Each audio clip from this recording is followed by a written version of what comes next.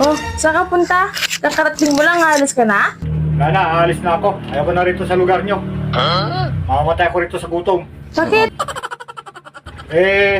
Napadaan ako dun sa bahay ng tito mo. Tinawag ako. Sabi sa akin, Noy, halika Noy. Makaon tanay. What? Sagot ko naman sa kanya, aba, tito, hindi po ako kumakain ng anay. Tapos yung isang tita mo, tinawag ako. To, lika to, makaon ka bala? Aba, sabi ko, ay tita, hindi po ako kumakain ng bala. Bawal po yun. Ganyan talaga kami dito magsalita. Ganun ba? Oo. Pero talagang ayoko. Ayoko talaga.